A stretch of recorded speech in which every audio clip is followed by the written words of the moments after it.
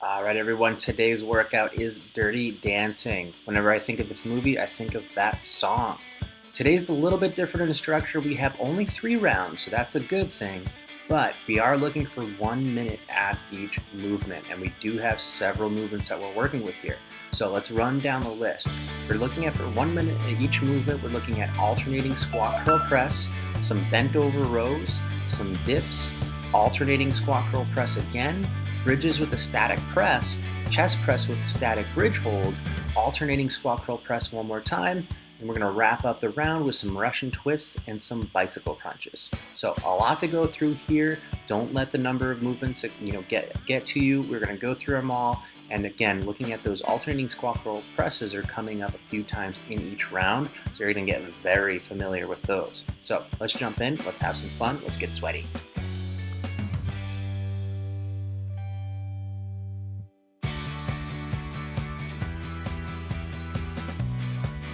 Okay, so our first movement, we have that alternating squat curl press. Again, this is something that's going to come up 3 times per round, so you're going to get very familiar with these.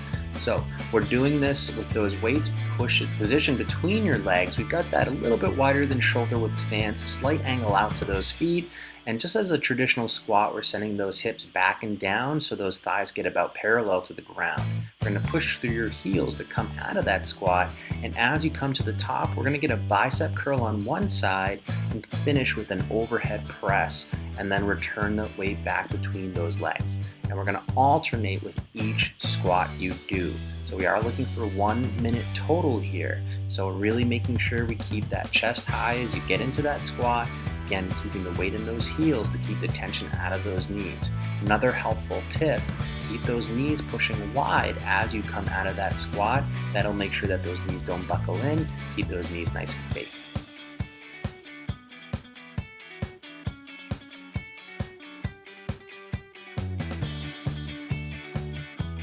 All right, our next movement here, we have a bent over row. So we've got your feet underneath your hips and we're gonna send that butt back almost as if you were doing a deadlift. We're gonna hold that position. Notice the angle of Caitlin's back here. Her back is nice and flat. Those weights are resting nice and relaxed in front of her knees, palms facing each other. We're gonna lean back with those elbows and pull from your shoulder blades to get that squeeze between those shoulder blades. That is the goal with each repetition here, is making sure that as those elbows go back, we are able to squeeze those shoulder blades together. Great to help strengthen that upper back, but most importantly, it's great to help work on that proper posture. That's something you know I'm a big stickler of. This is one of those great movements you can do to help work on that. Little tension in your lower back is to be expected here. Don't let it get to you. Try to keep those hips back, try to keep those abs pulled in tight, and that'll help negate some of that.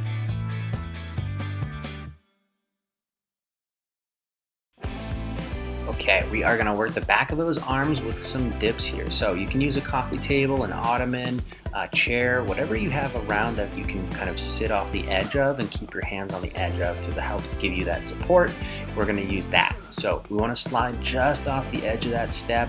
You've got your hands set just outside of your hips with your fingers pointing down towards the ground, but your palms remaining on that step. So what we're looking for here is to try to keep your lower back close as you bend those elbows and your butt will go towards the ground.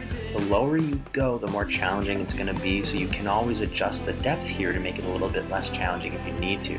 If you're going through these and you're feeling you're not too challenged, you can always extend your legs further away from you as well. The straighter your legs are, the more challenging this movement is going to be, but still keep in mind you want to keep your lower back close to that bench the whole time. So you should feel that good burn in the back of those arms by now. Alright, so we are getting back to that alternating squat curl press. So again, we've got your feet set a little wider than your shoulders, that slight angle out. We're curling and then we're pressing overhead. Those palms face each other the whole time. When you do press overhead, always make sure you're keeping your abs nice and tight. You never want to arch your back to try to get that overhead, and you never want to look up at the weight.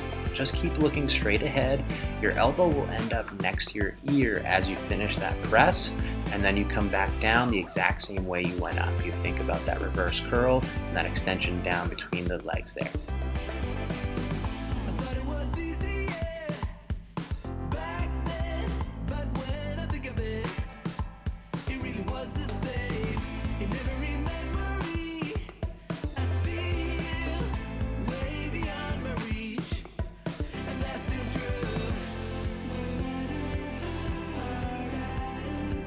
All right, this next movement, a little bit different than what we've done in the past, so this is a good challenge for everybody here. We're using those dumbbells in a pressing fashion, and we're gonna get your feet set a little wider than shoulder width here, and we're driving through your heels to do some bridges. But instead of having weights on your hips to add resistance, we're holding those weights in that chest press position with those arms extended right over your chest. That's the extra challenge here. So that's going to help not only add some core stability, but to help stabilize those shoulders as well. So we're really pushing through your heels, lift your hips as high as you can, and as your hips do get up to that high point, think about squeezing your butt as tight as you can. That is the goal. In order to strengthen those glutes, we have to make sure we're activating them in that squeeze at the top of that little pause there. So up to the top, a little big squeeze there, and then control down, but all the while maintaining that overhead or that chest press position with those weights. And now we're actually going to switch it up a little bit. So now we're going to keep that position high with those hips, driving through those heels and holding that while we lower the arms and extend the arms into that chest press. So definitely looking at what you can do with weight for that chest press. If you don't have any weights at home, that's okay. You can just hold a static bridge with your hips high. That's going to be really good at building that endurance into those glutes and those hamstrings as well.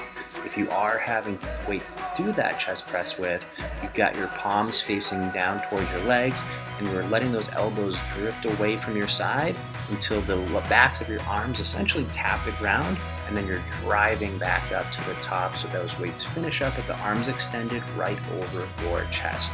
So one thing to keep in mind as you go through this is as you hold that bridge position, your hips are inevitably going to start sinking down. Always push them up as high as you can and keep that thought going throughout that minute-long set.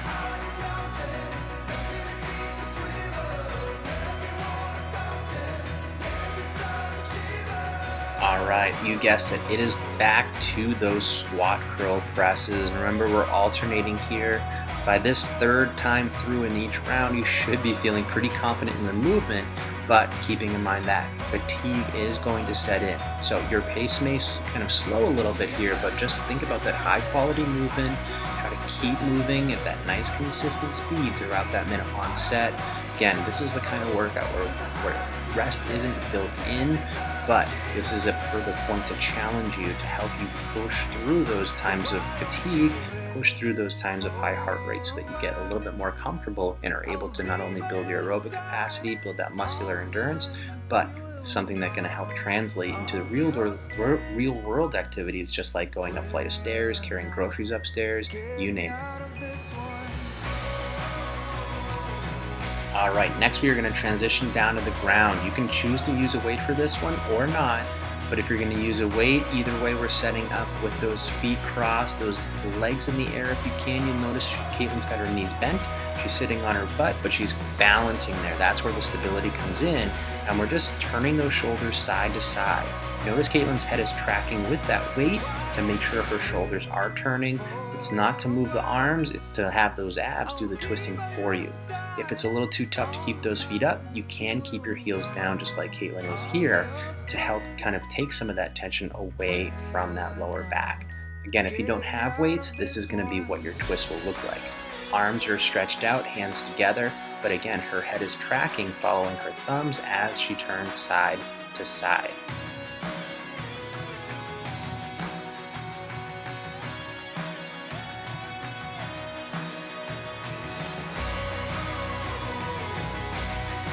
All right, I'm sure your abs are a little toasty after that, but we're gonna hit them hard with some bicycle crunches in this one.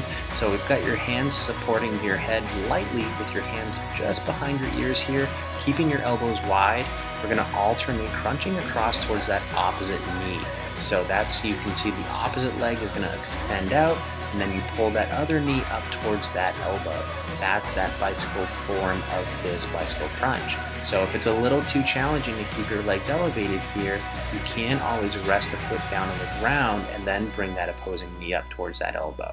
just like Caitlin is here. So that's going to take some tension away from your lower abdominals and make sure we keep that tension away from your lower back as well. So this is one of those ones too, because it is a fairly consistent amount of tension on those abs and obliques, it can become fatiguing in a minute-long set. So you can slow your pace a little bit if you need to. You can always put your heel down to get a little bit of a reprieve, but keep pushing through this. You've got it. So that is one round down. Remember, we're only looking for 3 in today's workout. But again, it's a longer round. We've got 9 exercises, so a lot of things to get through. But keep pushing. Remember, again, there's no built-in rest. Try to take it sparingly if you only need it.